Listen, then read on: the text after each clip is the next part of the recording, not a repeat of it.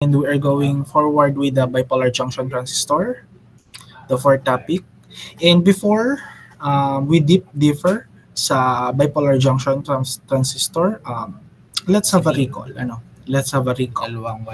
What are the semiconductor, the diode, and diode application?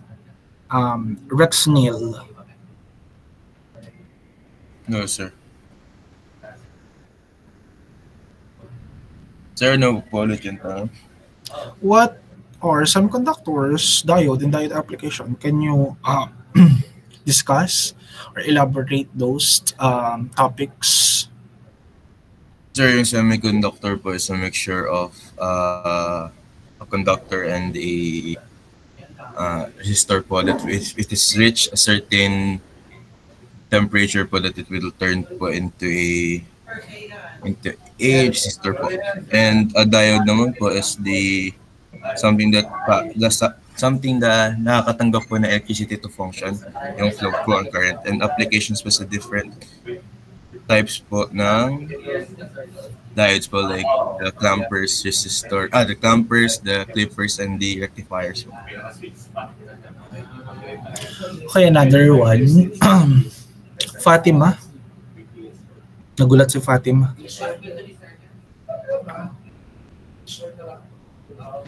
Good morning po, sir. Ang semiconductor po, it acts as a good insulator and also a good conductor.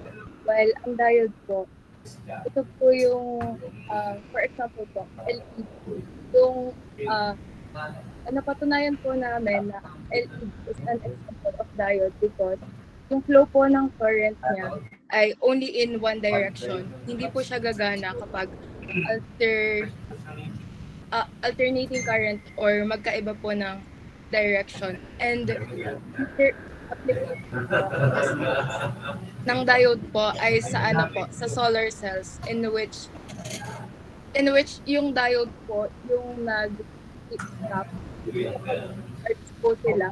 Kaya po nagagamit natin yun as a source of electricity kasi siya po yung pumipigil para magamit natin yung electricity na hindi po bumalik. Okay, thank you. Wait lang ha. Naglag ang aking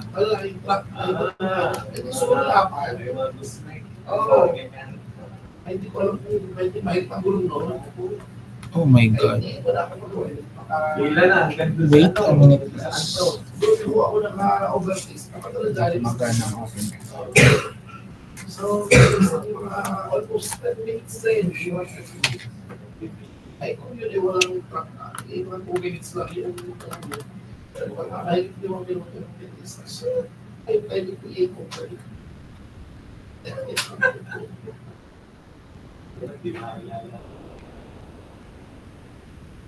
Wait. Just give me a moment. Wait lang ha.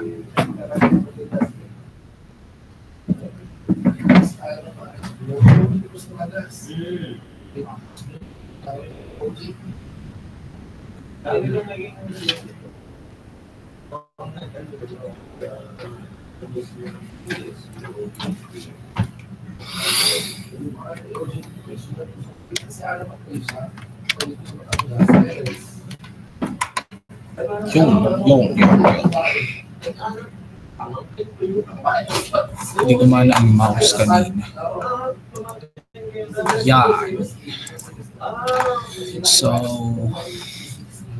bipolar junction transistor is our topic for today.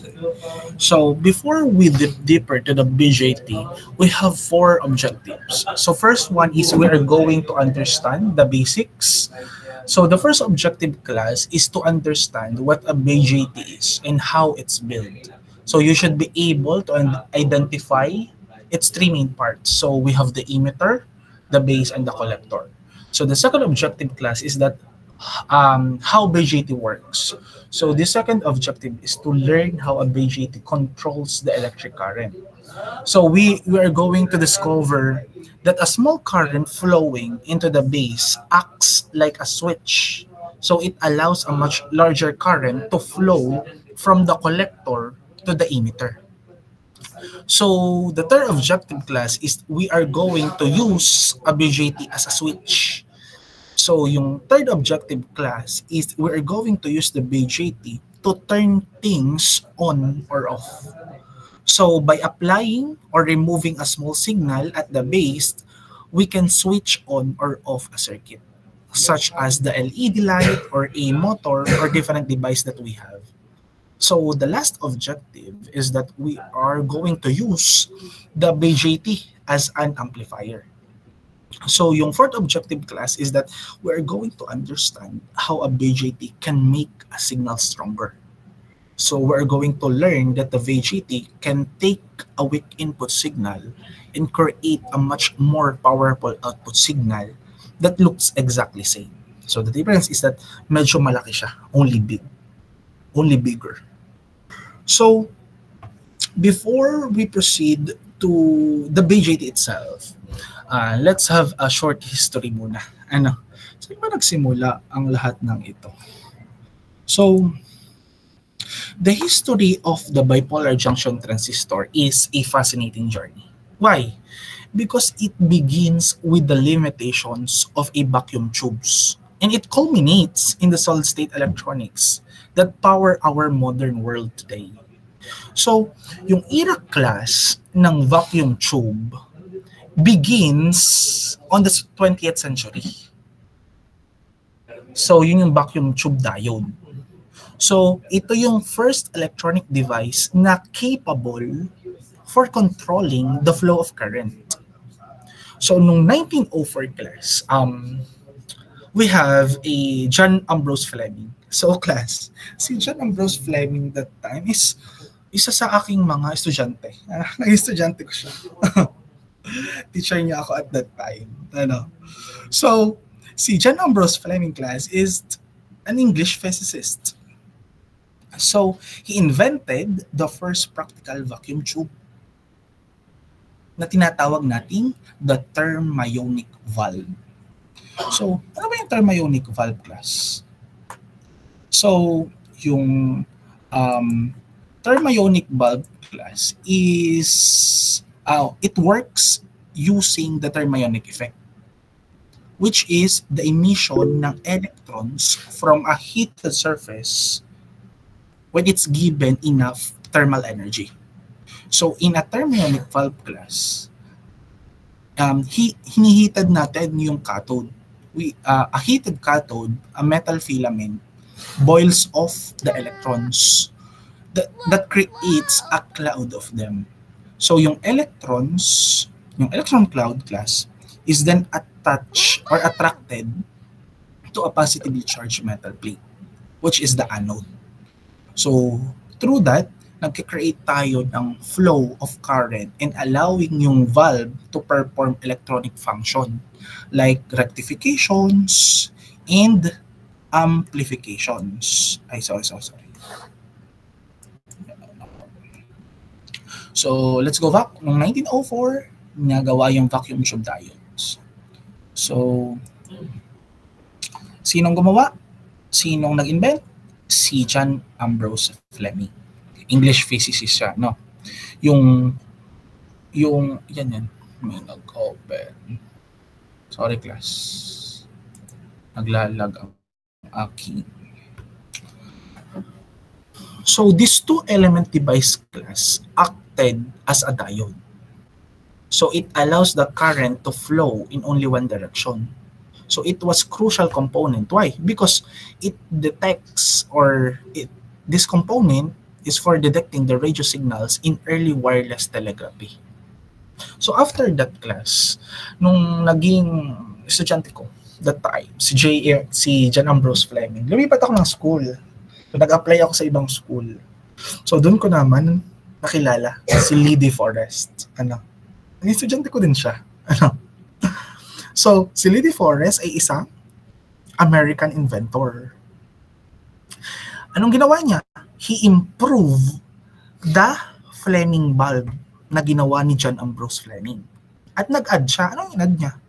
He add the third electrode. So, yung third electrode dyan, is a wire mesh called a grid. No, it is between the cathode and the anode. He called his invention class. He called the invention the Othion. So yung Othion yung class is a small voltage applied to the grid could control a much larger current flowing from the cathode to the anode. So effectively, class, it makes it the first electronic amplifier.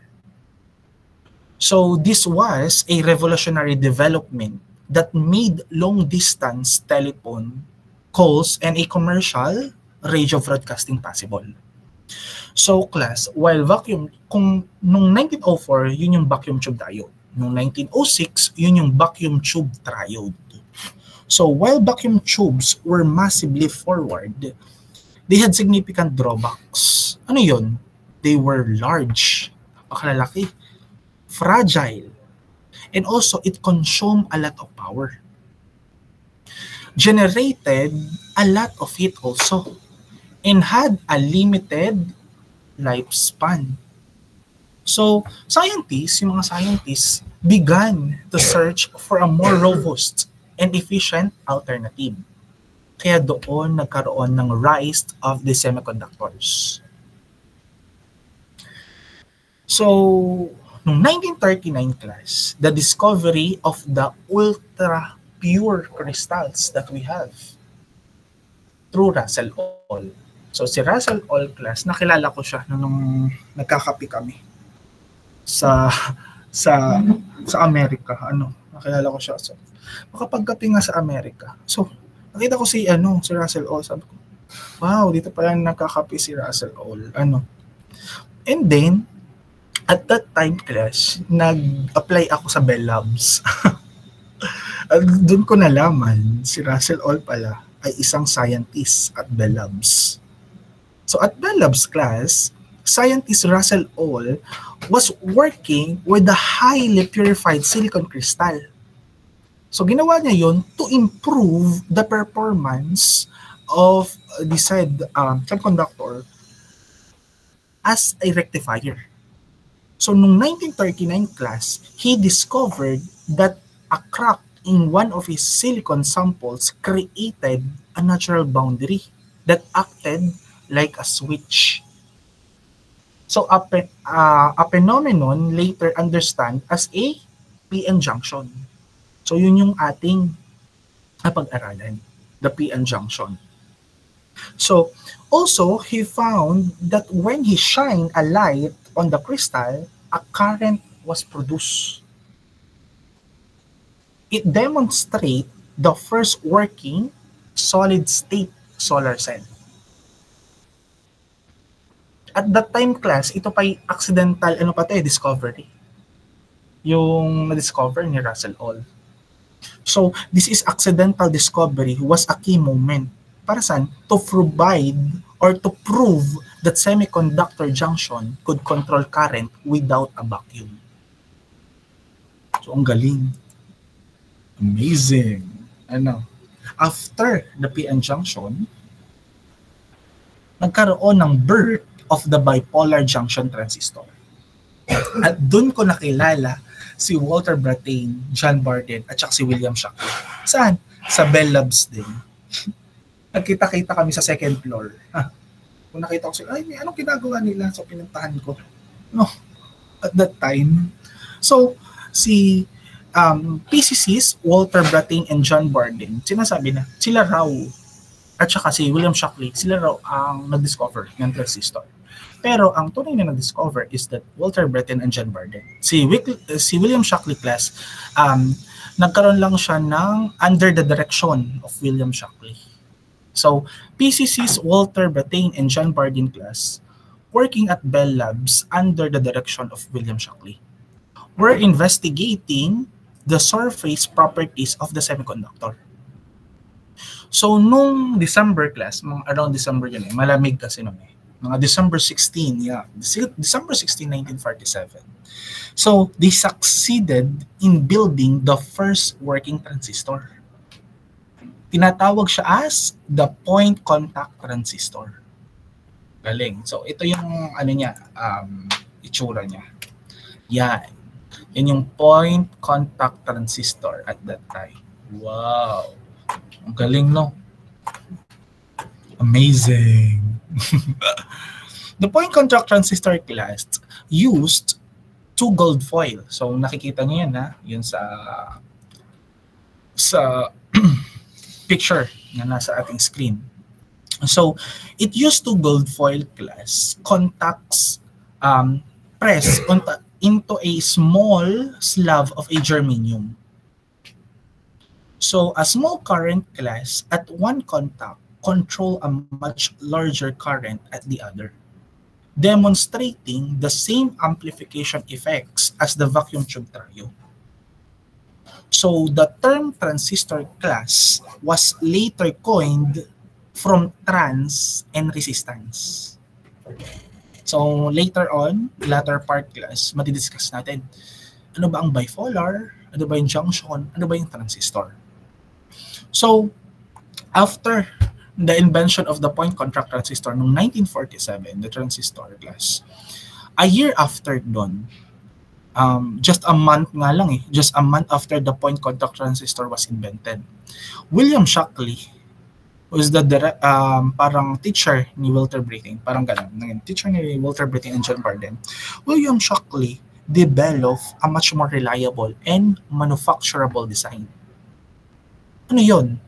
Yun yung BJT, the bipolar junction transistor. So, yung design niya class, which he conceived in a burst of a theoretical insight. Yung theoretical insight na yun class was a sandwich of a semiconductor layers. Kung baka pag sinandwich, parang input, sandwich. So sandwich of a semiconductor layers, either NPN or PNP, with 18 central base region. So malaman natin gaano ba kanipis yung base region na yun. So this structure class was far more robust and efficient than the delicate point contact transistor design. So yung Shockley's invention nag-lead to the production-ready BJT, which quickly replaced the vacuum tube in a wide range of amplifications. So ang kagalingan ng groundbreaking class na yun is that John Barden, Walter Brattain, John Barden, and William Shockley class were jointly awarded noong 1956 as Nobel Prize awardee in physics. Galing. Sana all. Sana all Nobel Prize awardee. Ako ito, kahit naging katrabaho ko sila at Bell Labs, at least buhay pa ako, Sila wala na. Pero may legacy sila. The BJT became the cornerstone of the electronic revolution. So it led to the smaller, faster, and more reliable devices, and paving the way for the invention of the integrated circuit, the IC. Galing. Amazing. Wow. Amazing. So next, we can see here the invention of the BJT by William Shockley. So, siya po si William Shockley. So, William Shockley made a successful attempt of making a bipolar junction transistor. So, the invention of BJT class revolutionized the world of the electronics beyond imaginations. So, next.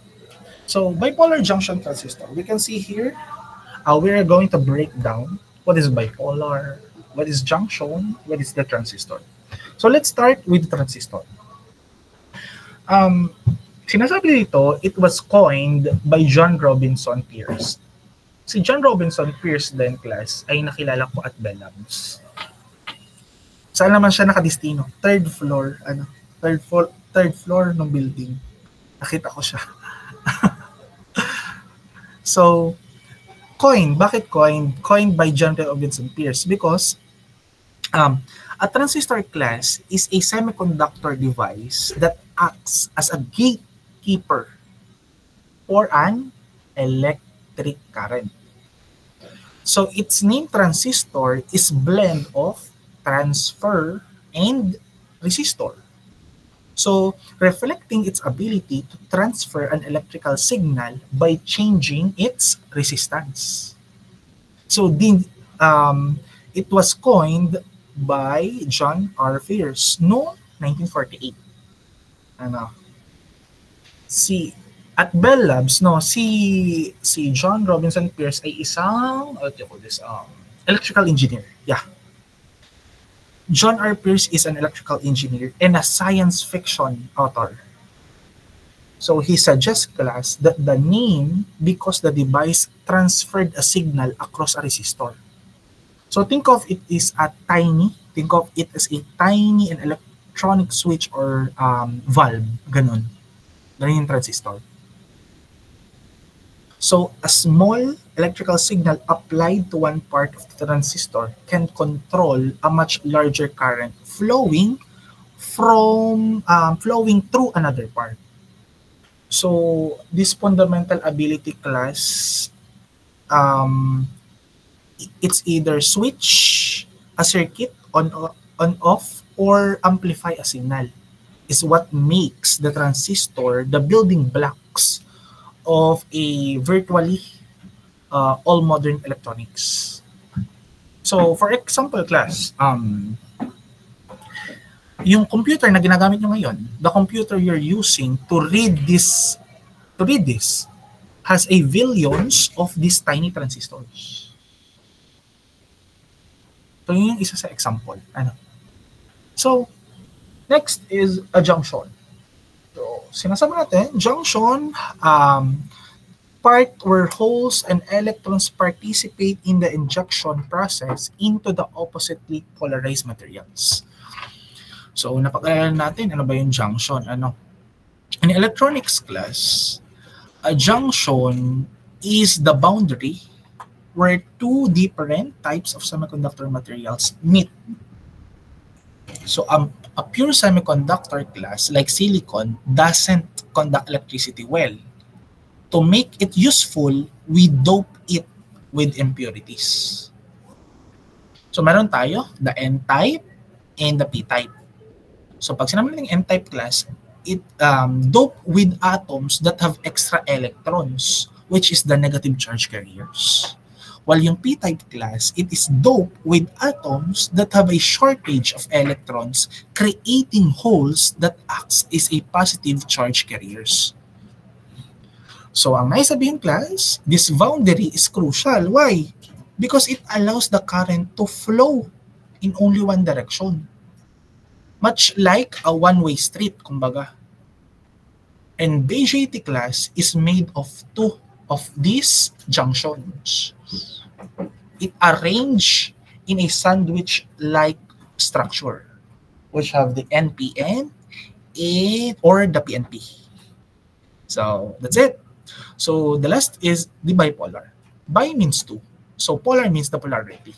So it uses two different types of materials, the N-type and the P-type, and uses opposite polarity biasing voltages.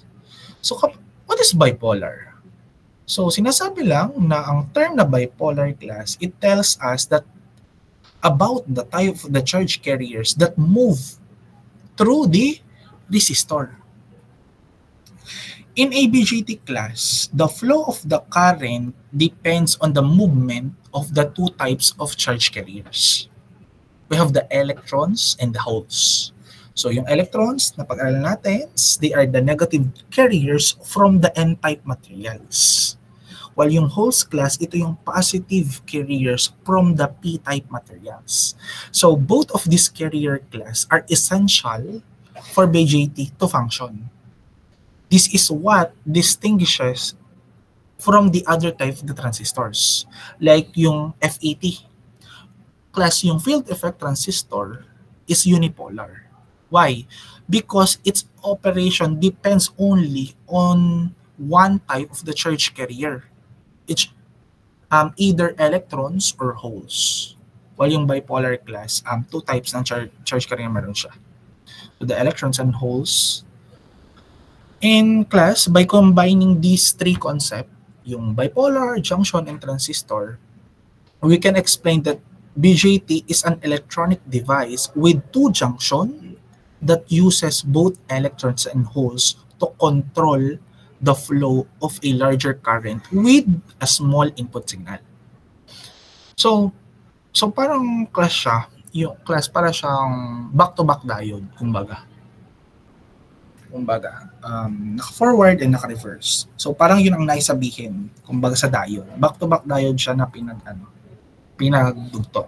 So, may question ba kayo? Any questions, clarification before we proceed? Hello? Naririnig po ba ako? Nakakasunod ba ang lahat? Class? Wala akong narinig. Sagot kayo. Nakakasunod po. Nakasunod. No questions? Qualifications? Yes po. Wala kayong tanong? Sure? Wala kayong tanong? Since wala kayong tanong, ako magtatanong. Ano? Wala kayong tanong, hindi ako magtatanong. So, here's the question, class. A BJT can be thought of as a two back-to-back PN junction diodes. Ano? So parang back-to-back PN junction diode siya. If this is true, class, why can't we just buy two diodes and connect them back-to-back to create a working BJT? Kung pwede palang ganun, ba't tayo nag-BJT pa? Pwede naman palang back-to-back na PN junction diode. So, let's hear some thoughts here.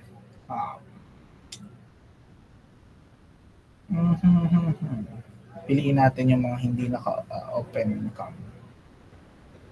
Rabi Joyce. Narinig nyo naman yung tanong, ha? Baka sabihin nyo. Alam mo yung tanong. Sabi na nga ba? As always. Last nasasabihin ko na yung tanong, ha? Diba, class, BJT can be thought of as a two back-to-back PN junction diodes. If this is true, why can't we just buy two diodes and connect them back-to-back to create a working BJT?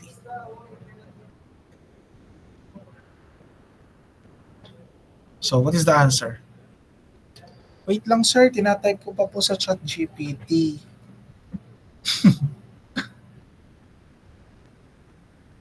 So, what is the answer? Class.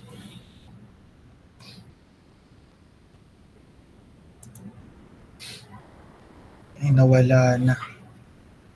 Ako pa rin po ba? Ay, ba, syempre naman. Pero ako tinatawag noong na iba. What is the answer? I honestly don't know po. Pero ang hula ko po mo alam kung paano nagpa-function ang diode. Kailangan nais mo sabihin.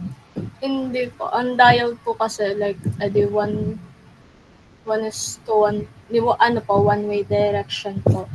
Pero siguro po kaya hindi po siya ginagamit na kagaya ng sinabi niyo po ay siguro po dahil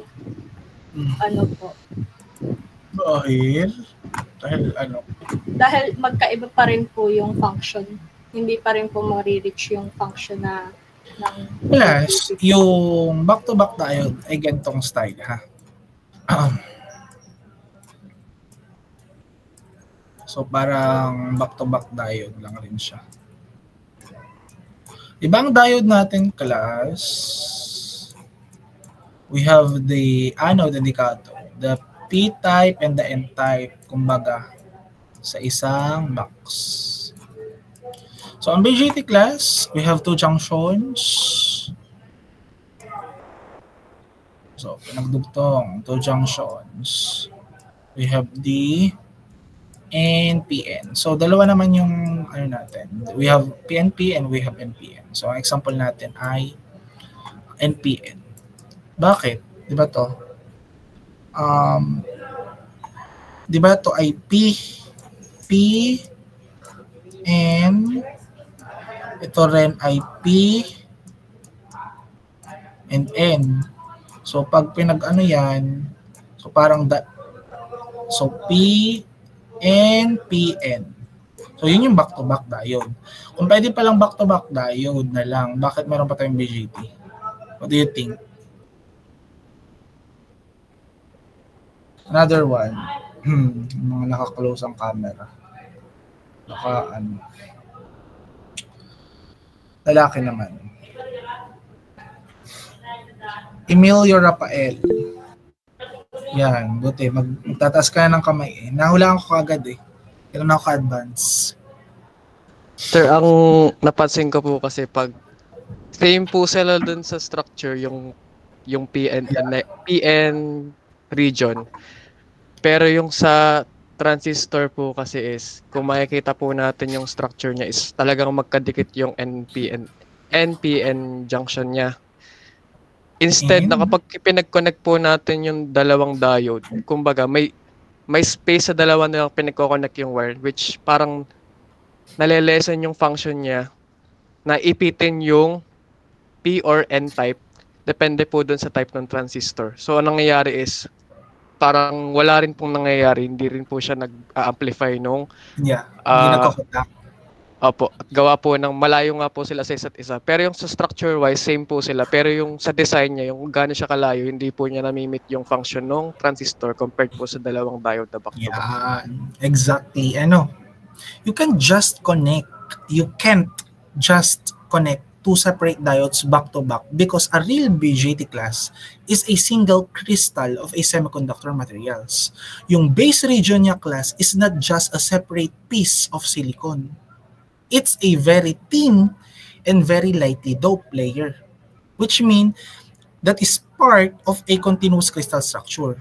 This unique construction class, it allows the minority carrier diffusion that is essential to the BJT's operation.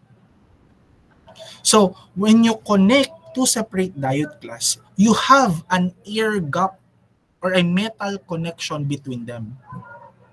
Magkakaroon ng gap, which completely breaks the crucial continuous flow of the charge carrier that makes the transistor work.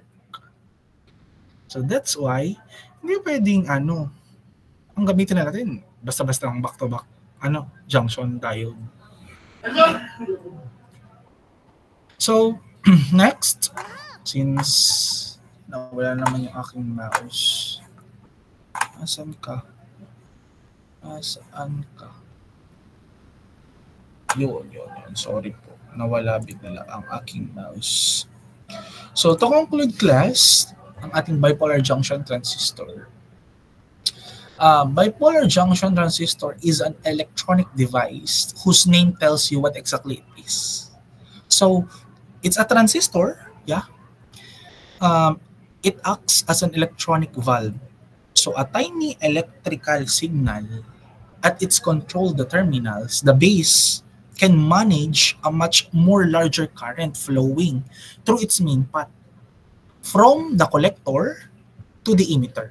So makikita nyo, saan ba yung collector, saan ba yung emitter, through the BJT constructions. For the next slide, And this makes class capable of either switching a device on and off or making a weak signal much stronger. Yun lang ang naisabihin ni BJT. It has a two junction, which are the boundaries where different semiconductor materials meet. So yung a key to the BJT's operation is that it's deliberately set up so one junction is forward bias and the other is reverse bias. This specific configuration class is what creates the perfect condition for current flow. In terms of the bipolar class, its operation is bipolar. because it uses both electrons and hole to do its job. Hindi isa lang, both class.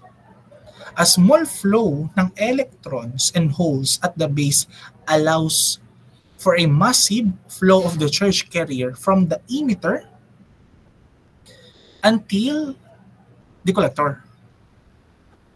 So yung design niya class ng base region is very thin and lightly doped. Para ma-ensure natin class that almost all of the charge carriers from the emitter get swept from into the collector. That results in a large amplification effect. Yun ang gusto natin. No. So next, we have the BJT construction. Yung nagkaroon na ng construction company siya. We have the BJT construction here. We can see here the emitter, the base, and the collector. So, ang emitter class, the emitter's job is to emit or inject the charge carriers into the base. So, to do this class, it is heavily doped with impurities. So, it is the most highly doped of the three regions, yung emitter class. Meron tayong class, the emitter, the base, and the collector. So next, ano yung base? So class, base, this is the very thin or the middle layer of the sandwich. Yung sinandwich natin, yung collector, yung NPN, kumbaga siya yung pinakagitna. Ang purpose niya class is to control the flow of a charge carriers from the emitter to the collector.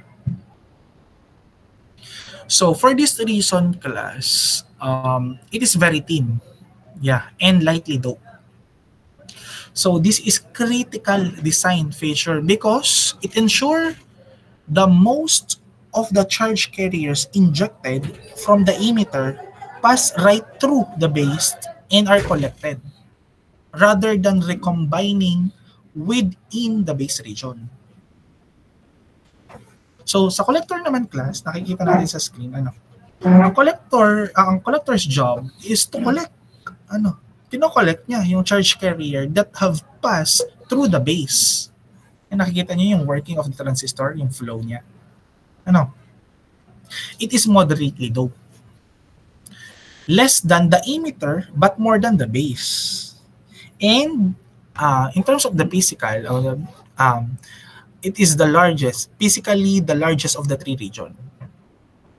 So the larger size ng isang collector class helps to dissipate the heat generated by the current flowing through the transistor.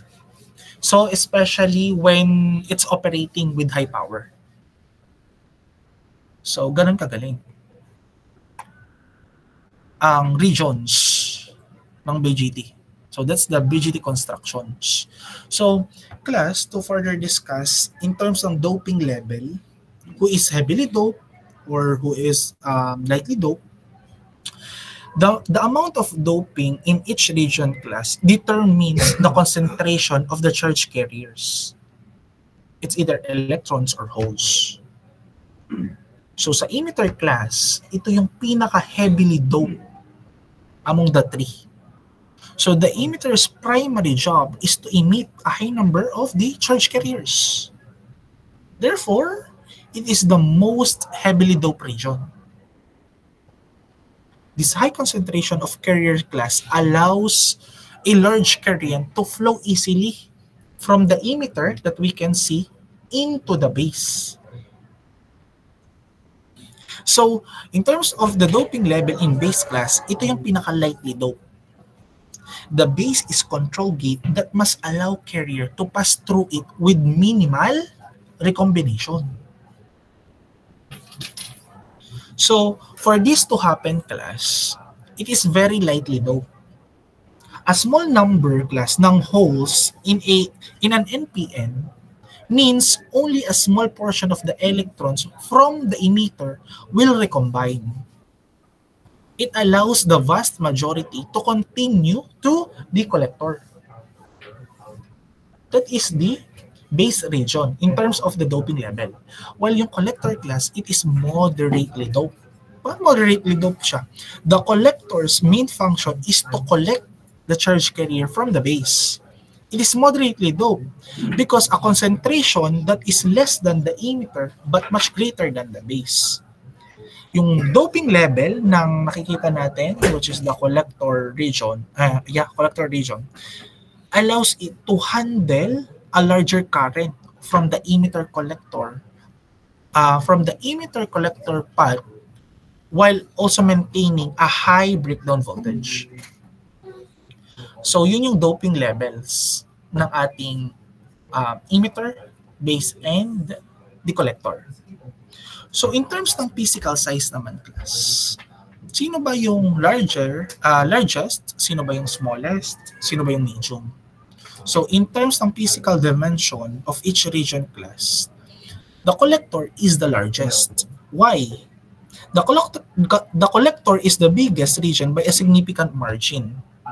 Because this large surface area is critical because the collector must dissipate a lot of heat generated by the large current that flows through the device. So yung larger area class sa collector region, it allows for efficient heat removal and it prevents the transistor from overheating. Kaya ganun kalaki yung part ng collector region. Next one is the base. Unahin mo natin yung emitter bago yung base. Emitter class is the medium. Kumbaga, siya yung gitna. The emitter is a moderate size.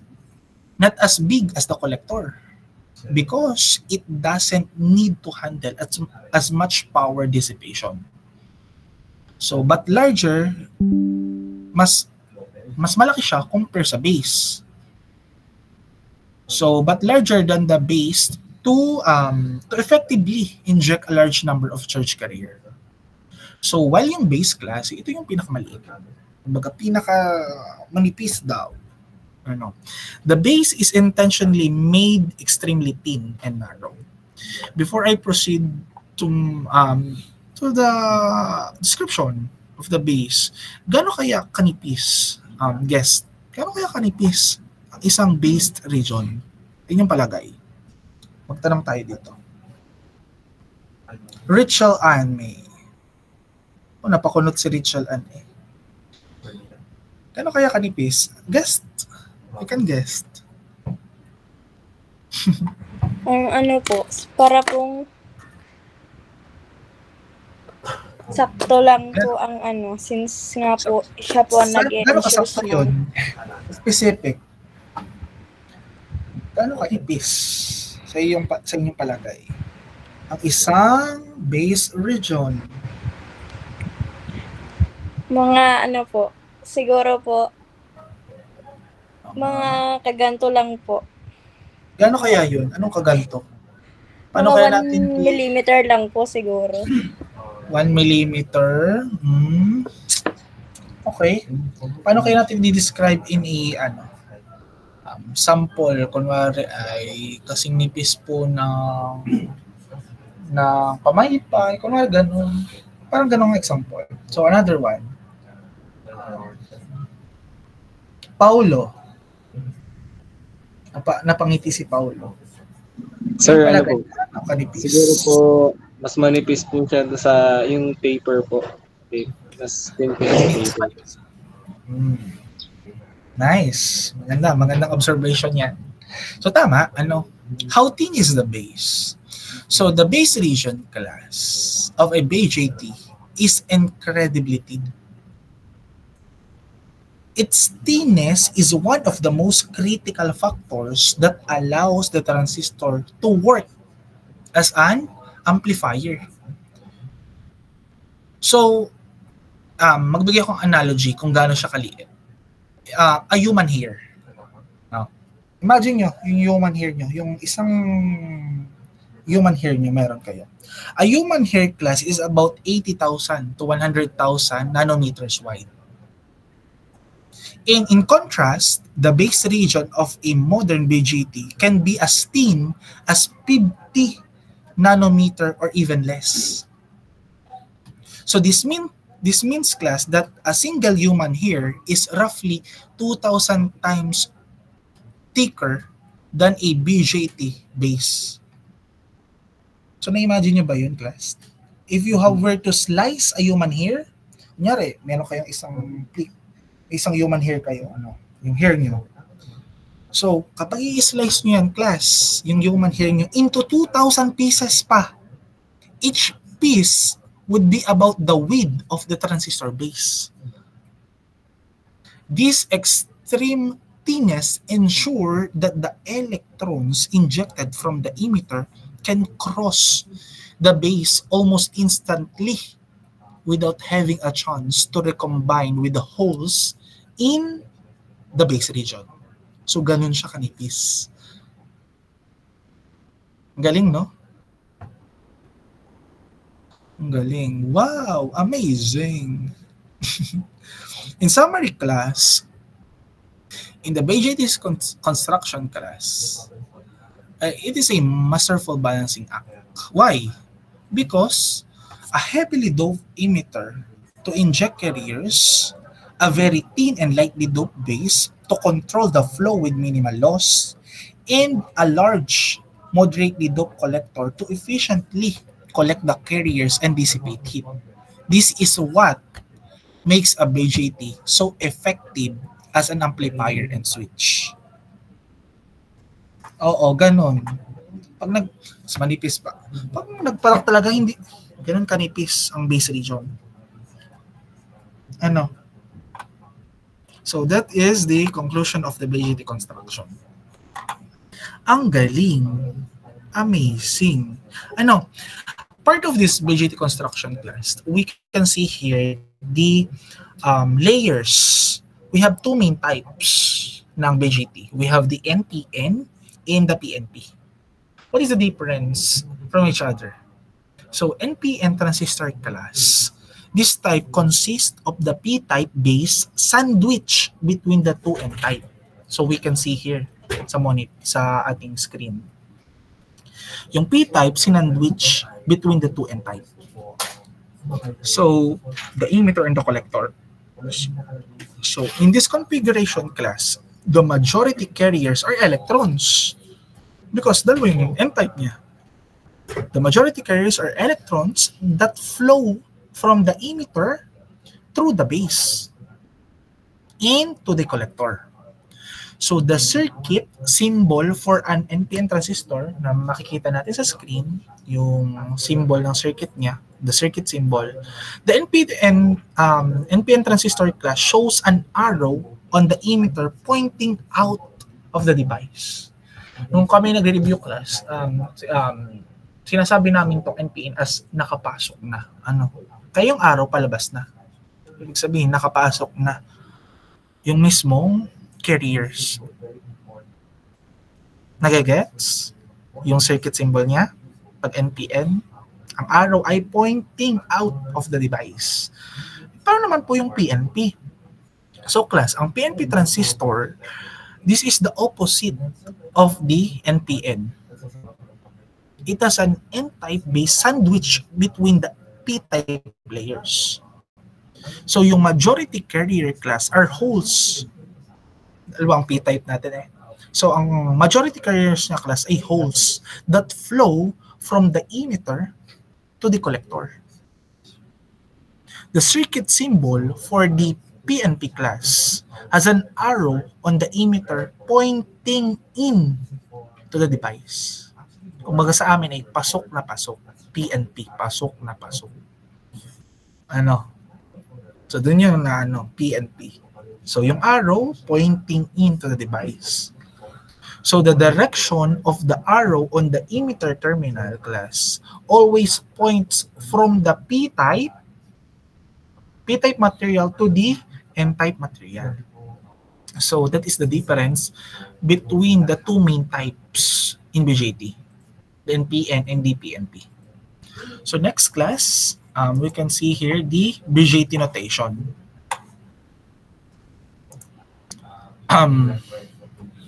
So sa BJT notation class, we have the node voltages, the junction voltages, and the source voltages.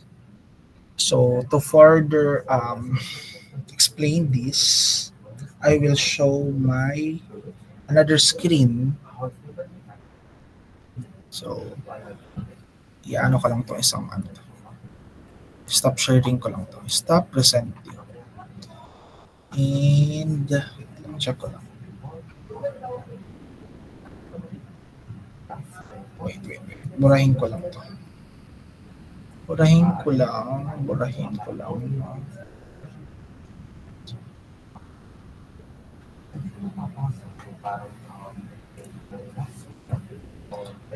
ko lang. Tagal kasi nito. Meron pa ako ng ano. Meron pa ako ng tatlo. Meron pa ako. Sorry. Habang nagkakasi, nag-iimik ang subakol. Wait lang po. Binubura ko lang yung aking ginawa kanina. Para mas magets nyo kung paano nangyayari ang bagay-bagay. Yan. So let's present our screen. Continue. Starts now. So yan, presenting na. So we have the so class, we have the notations. So node voltages, black yan. Ay, pangit. Kasi pangit mo. Node voltages, ayoko niyang kulay. Black.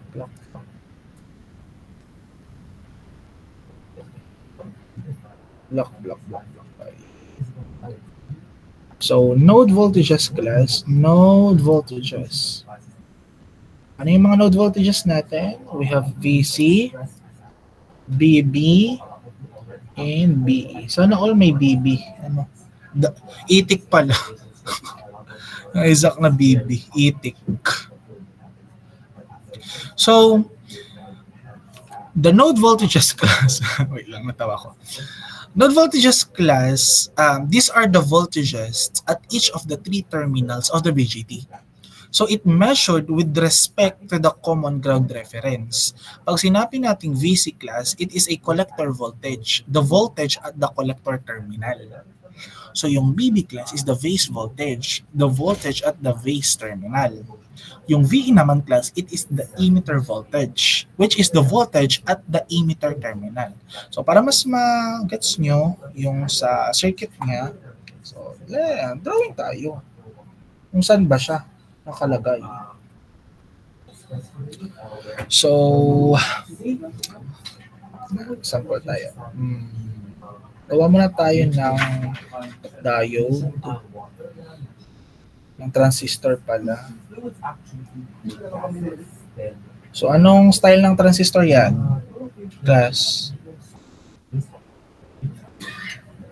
Class, anong type ng transistor? NPN. NPN. Very good. NPN. Nakapasok na, kaya ang araw palabas. Okay. So, lagyan ko dito ng supply and ground. Next, another one here. We have supply and ground. Another one here. We have the supply and ground. So, yan. So, nakikita niya circuit. So, lagay natin base class, the base, the collector, and the emitter. Base, collector, then emitter. Pangit.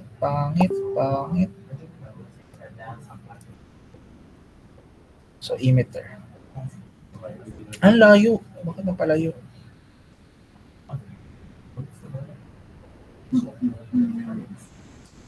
Yan. Nakakasunod. Yung. So, nasan ba si node voltages dyan? So, ito si node voltages. Read natin. Ano? Kapag sinabi nating VC class, ito ang collector voltage. The voltage at the collector terminal. So, ito siya. So, ito si VC. Hindi mo yan matatanong. Bakit? BC kasi siya. Ano? BC siya. So, next, we have BB. So, ito si BB. Ano? Yun lagi mong kasama. Lalo sa gabi. Ano? Si BB. So, next, we have the BE. Ito si BE. Sino si BE?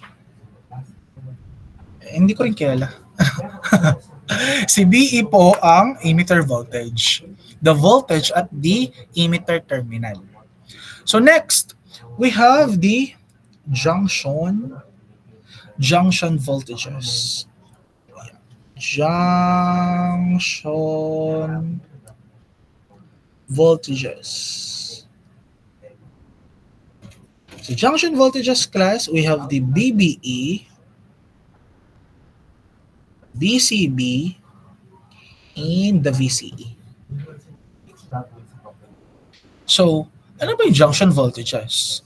Yung, these are the voltage drop across the junction within the bipolar junction transistor. So, they represent indifference in potential between the two terminals. So, yung BBE class is the voltage from the base to the emitter. So this is critical voltage that control the current flowing through the transistor. So para ma-solve natin si BBE, minus natin ang si BB sa BE. Yan. The voltage from the base to the emitter. Para naman si BCB, si BCB class is the voltage from the collector to the base. So to find that, BC minus BB. So another, we have the BCE. Sino BCE? Si VCE po yung voltage from the collector to the emitter. This is the output voltage of the transistor. Kung si VB, siya naman yung critical voltage that controls the current flowing through the transistor. Si VCE, yun yung output voltage of the transistor. So to find the BCE class, we have the VC minus VE. So nasan po sila? Sa circuit, ito lang po sila. Blue tayo, blue. Blue ba? Or ano? So sige, green.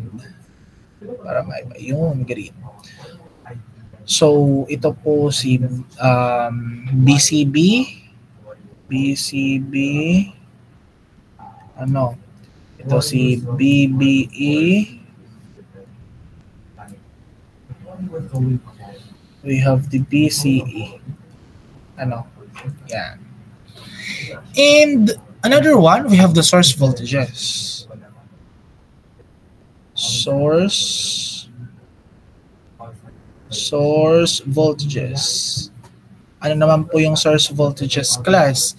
The source voltages class, these are the voltages supplied by an external power sources connected to the circuit. So class, they are typically named with a double subscript to distinguish them from the node voltages. Para ma-distinguish natin sa pagkakaiba sa node voltages, double subscript siya. So we have VCC, BBB, and BEE. So nasan po siya? Blue naman tayo. Ito po siya, ano? We have the BCC, BEE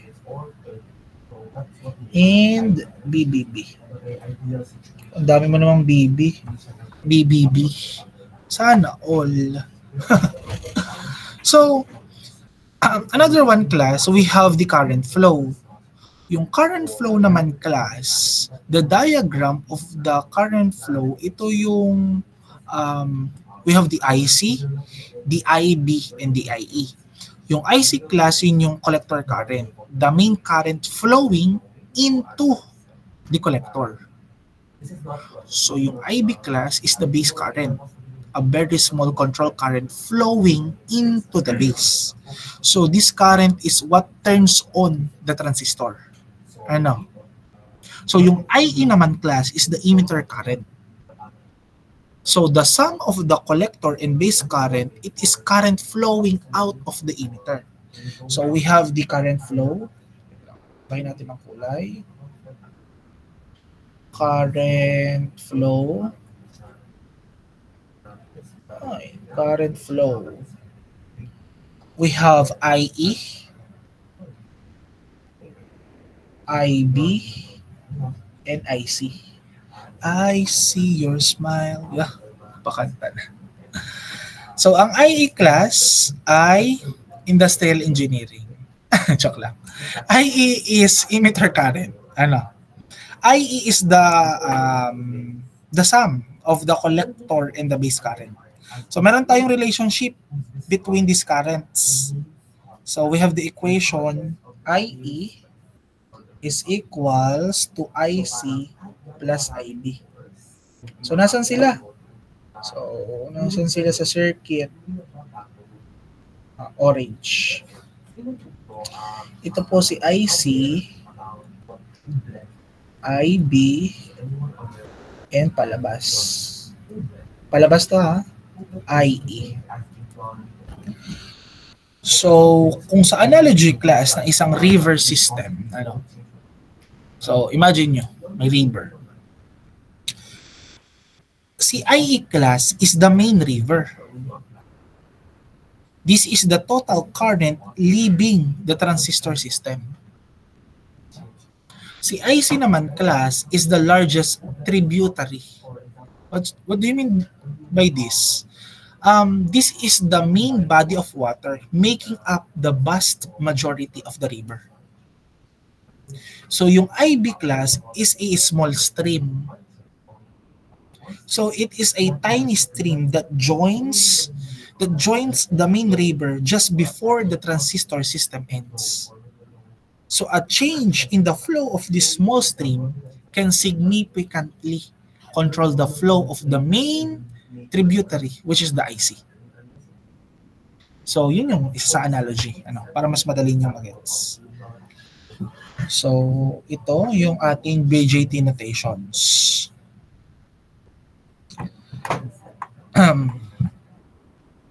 So wait lang.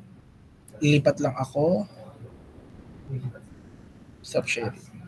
Lipat tayo ng screen. Share tayo na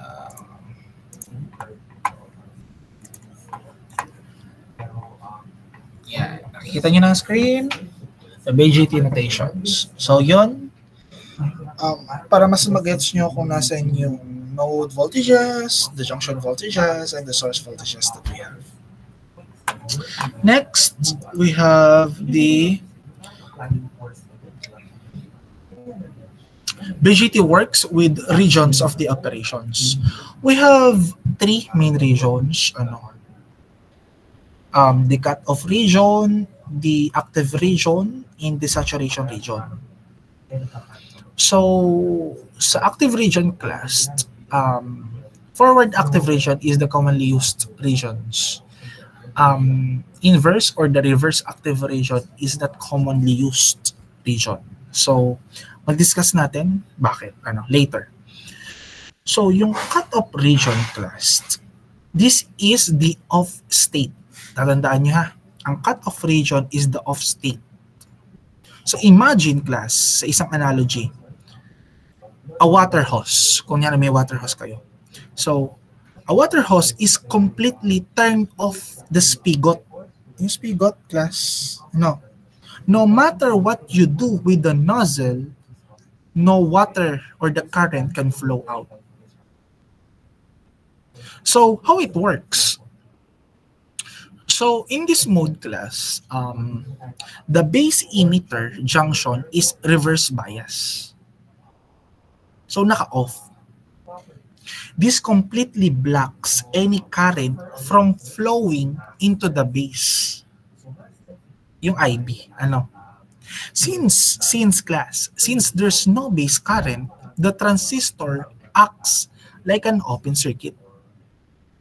Therefore, the collector current is essentially zero. So, the transistor is effectively a fully open switch. Walang nagpo-flow. So, mas magagas nyo yan dun sa characteristic curve. Yung characteristic curve, na-discuss natin, ano? Basta cut-off mode, this is the off state. Next is the active mode. So active mode, this is the amplifier state. So analogy niya class is that imagine class. Imagine yung spigot is on. Yung spigot natin naka-on and you're using a valve to control the flow. So a small twist of the bulb, small twist ng bulb natin class, a small base current allows a large. Kumbaga, class, kapag unti-unti natin nilalaksan, unti-unti rin nagpo-flow agad. Ano? So, proportional stream of the water to flow out of the nozzle, which is yung collector current natin. This flow is directly controlled by how much you twist the valve. So, paano siya, how it work, class? Ganito siya. The base emitter junction class is forward bias. So, naka-on. So, this allows a small current ng IV to flow. This tiny current turns on the transistor and allows a much larger current, which is yung IC, to flow from the collector to the emitter. So the key is that the IC is directly proportional sa IB. This is the mode used for amplifying signals. So next is the saturation mode. So ang saturation mode class, this is the on state. So analogy niya class, this is like we are twisting the bulb on the hose all the way open. So yung maximum amount class of water is flowing out. Dire-diretso, yung pag-flow. Kahit pa i-try natin i-twist yung bulb more, the flow won't increase because it's already at its maximum. So paano nag-work siya? So class, how it works, so in this saturation mode class, yung large base current na meron tayo, which is the IB, is applied to fully turn the transistor on. So yung both junction become forward bias. And the transistor acts like a fully closed switch. Since fully closed yung class, it allow the maximum possible collector current to flow. So, limited only class by the external circuit. So, limited lang siya pag may mga external circuit na. So, yung collector voltage, yung VCE natin class, drops to its minimum. So, almost zero siya. Bakit? Walang resistance, di ba? V is equals to IR. Pag walang resistance, therefore, yung voltage drop to its minimum, kaya naging always zero. So, it's like a short circuit. Dire-diretso. Kumbaga, the transistor is saturated with current and can't conduct anymore. Bakit not common sa inyong palagay? But yung reversed active region is not commonly used sa inyong palagay. Nagtanong tayo dito. Parang problemado si Robby Joyce. Parang, ito ba yun, sir? Tanong tayo dito. Si Acel, yan. Acel, what do you think?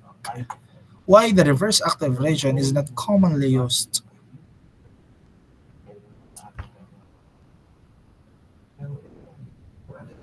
Acel.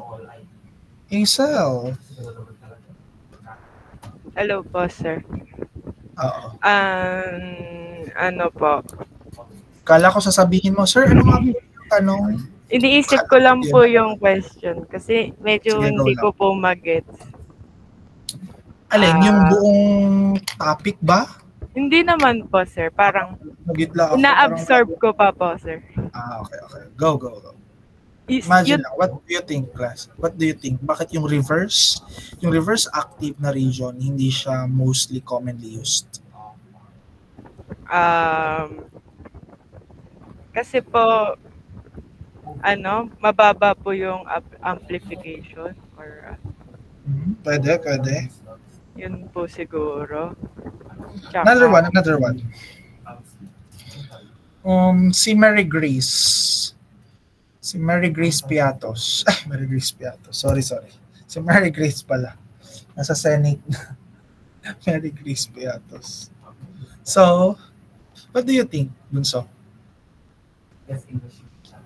Sir, ito nga po yung saturation mode, No? The reverse active. 'Di ba ang ginagamit natin na region is the forward active. Bakit not commonly use yung reverse active region? What do you think? Feeling ko po since mababa po nga yung amplification niya, hindi po siya nakakapag-operate masyado ng mga devices po. Kumbaga po, hindi po siya, yung function po niya is, may function po siya, pero hindi po siya totally functionable. Parang ganun po. Okay. Since it reverse, so parang ganyan sinasabi mo.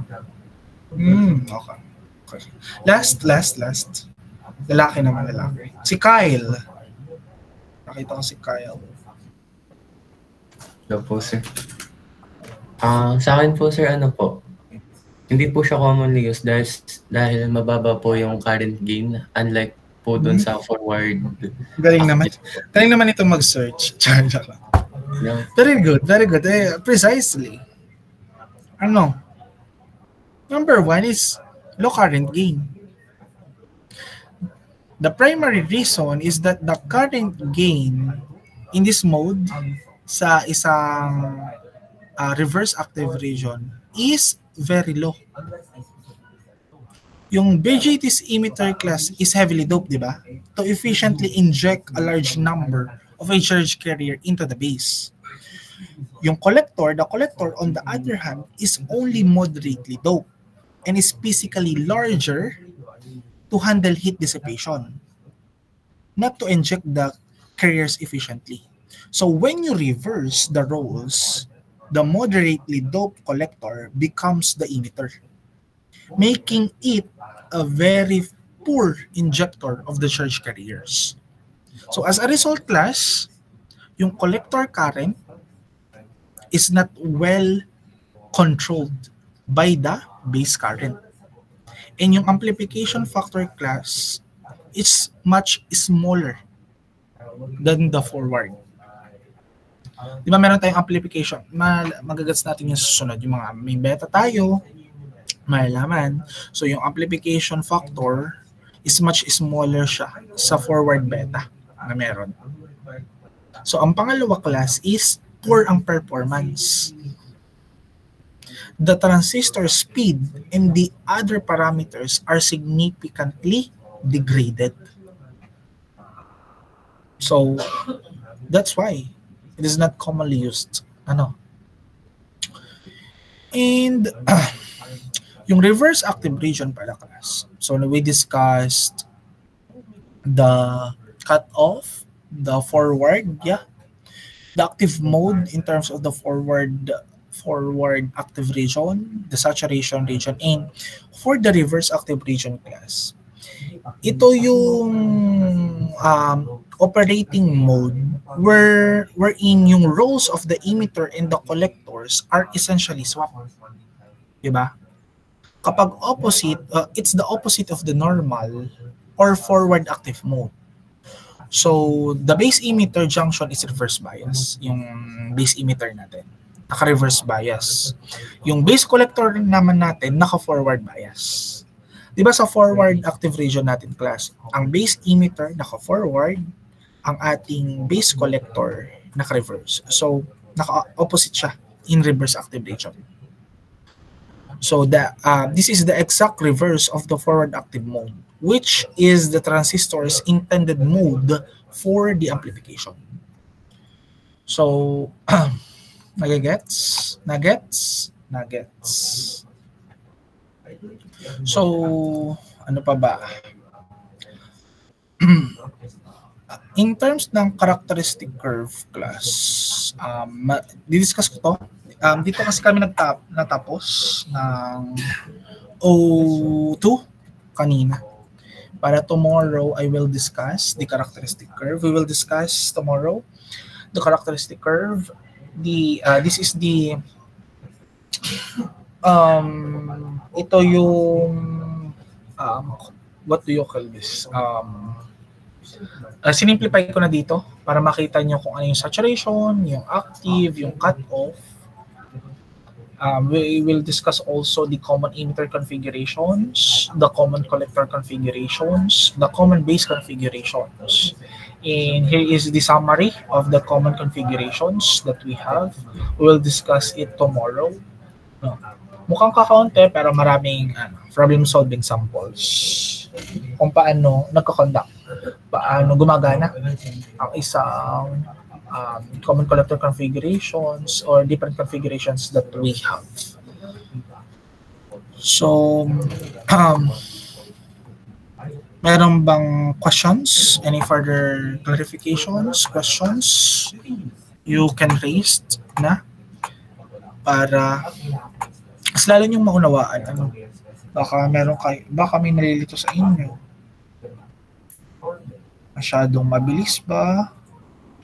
Masyadong mabagal?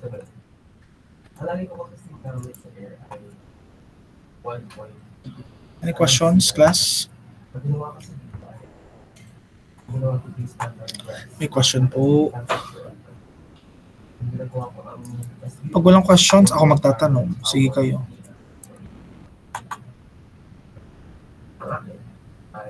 Sabi ng isa, ano kayang matanong kay sir? Ano kayang matanong? Wait lang, mag-search lang ako ng itatanong. So, I assume class na nagets nyo. Tama? Walang tanong eh. I assume ha. Nakabukas, magtanong ako, sir, ano nga po pala, paano po nga po gumagana po yun? Ganun ha. So, wala na? Walang questions? Clarifications? Violent reactions? None? None po? So, before we end, Sunday, we are going to continue the BJT. We're going to finish the BJT topic. The other week, doon nyo isa-submit yung inyong laboratory. The hard copy. What you call this? Next week, we are going to discuss the field effect transistor class, the FET. And syempre, hindi natin yung matatapos, half ulit. And ang gagawin nyo dun sa the next week na Sunday, laboratory 2. And yung karugtong ng FET ay gagawin natin yung sunod na week pa, which is Saturday. And yung linggo, nung Saturday na yon is your first long quiz. Nagigets? So, 5 yung topic na matatapos natin before tayo mag-long quiz. We have the semiconductor, the diode applications, the BJT and the FET. So yun yung magiging mga topics under yung salong quiz. Any further questions? Wala na po. None po. Sir, si Parente po ay nag-chat daw po sa inyo kung bakit po siya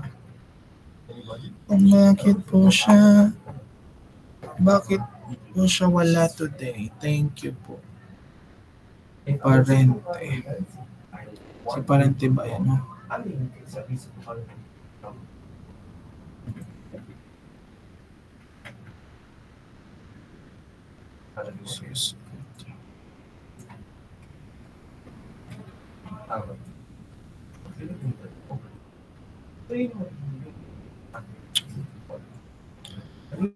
Tama, Claire. Hindi. Nag-chat si Berano. Good morning, sir. Papaalam lang po sana ako na baka di po ako makapasok mamaya. Sobrang sama daw ng pakiramdam niya. Pero 10:26 na siya. Nag-email. Dapat, kung masama ang pakiramdam niyo, class, umaga pa lang, nag-email na kayo. Ano yung bigla ang sumama ang pakiramdam?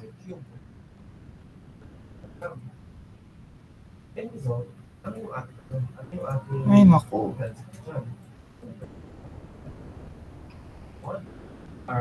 Ay, hindi nyo pala, sorry. Hindi nyo pala kaklase si Berano. Nabigla tuloy si Vince. Sabi, sino yun? Sabi niya, sir. Sa biomed pa siya. Sorry po. So, goodbye. And thank you. Padayon Engineers. Yan. Padayon Engineers. Bye. Goodbye and thank you po. Goodbye po. Thank you po. Goodbye. Thank you po.